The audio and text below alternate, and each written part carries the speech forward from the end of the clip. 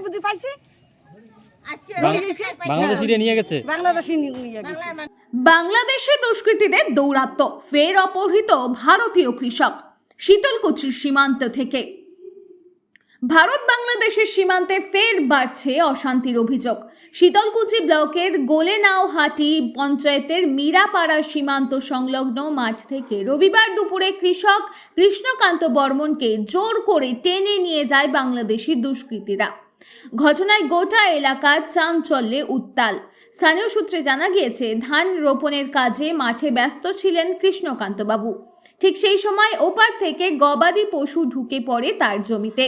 প্রতিবাদ করতেই আচমকা কয়েকজন দুষ্কৃতী সীমান্ত পেরিয়ে এসে তাকে ধরে টেনে নিয়ে যায়। উপস্থিত অন্য কৃষকেরা ভয়ে পালিয়ে গিয়ে প্রাণ বাঁচান। খবর ছড়িয়ে পড়তেই ঘটনাস্থলে পৌঁছায় বিএসএফ এর 157 নম্বর ব্যাটালিয়নের জওয়ান এবং শীতলকুচি থানার পুলিশ এবং বাংলাদেশের সীমান্তরক্ষী বাহিনী বিবিজির সঙ্গে সংযোগ করছে। প্রশাসনের তরফে জানানো হয়েছে, দ্রুত ফ্ল্যাগ মিটিং ডাকা হবে। অপহৃত কৃষকের পরিবারের দাবি, অবিলম্বে তাকে ফিরিয়ে আনা হোক। ভাগ্নে সূর্যোদয় বর্মনের কথায় ধান খেতে গরু ঢুকেছিল। মামা প্রতিবাদ করতে দুষ্কৃতীরা তাকে টেনে নিয়ে গেল। সরকারের কাছে আমাদের একটাই আবেদন, উনি যেন দ্রুত সম্ভব বাড়ি ফিরে আসেন। প্রসঙ্গত, চলতি বছরের এপ্রিলে একই শীতলকুচি ব্লকের পশ্চিম শীতলকুচি গ্রাম থেকে কৃষক উকিল বর্মনকে একইভাবে তুলে নিয়ে গিয়েছিল বাংলাদেশের দুষ্কৃতীরা।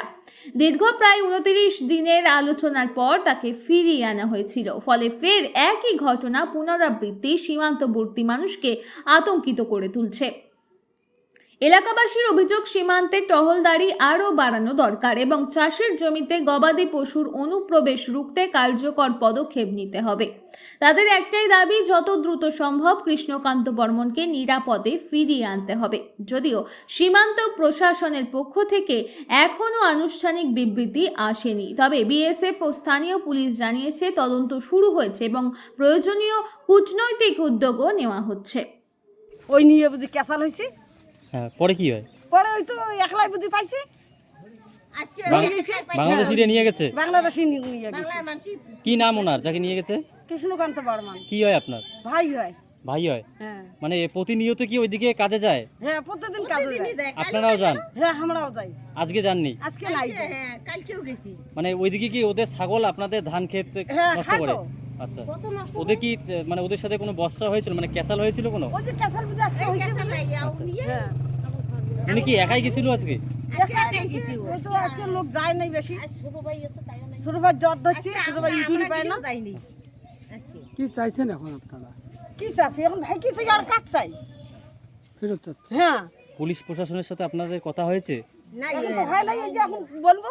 আচ্ছা, এই যে প্রতিনিয়ত বাংলাদেশিরা এরকম করছে, ভারতীয়দের তুলে নিয়ে যাচ্ছে, কি চাচ্ছেন প্রশাসনের কাছে, সরকারের কাছে? কি চাই? আমরা শান্তি চাই। শান্তি চাই। আমরা যদি অশান্তি করে বারবার, তাহলে মুখে আমরা ছাড়বো। পাল্টা জবাব দিবেন। হ্যাঁ। এর পরবর্তীকালে কি আপনারা ওইদিকে আরো যাবেন কাজে? দেখো তো জমি আছে, তো যাওয়াই খাইবে। ধান গাড়াই আছে, ধান গাছছি, খেতে করছি, তো যাওয়া খাবি না। এখন কি আপনারা আতঙ্ক বোধ করছেন? আতঙ্কে আছেন? আতঙ্ক না থাকলে হয় এমনি।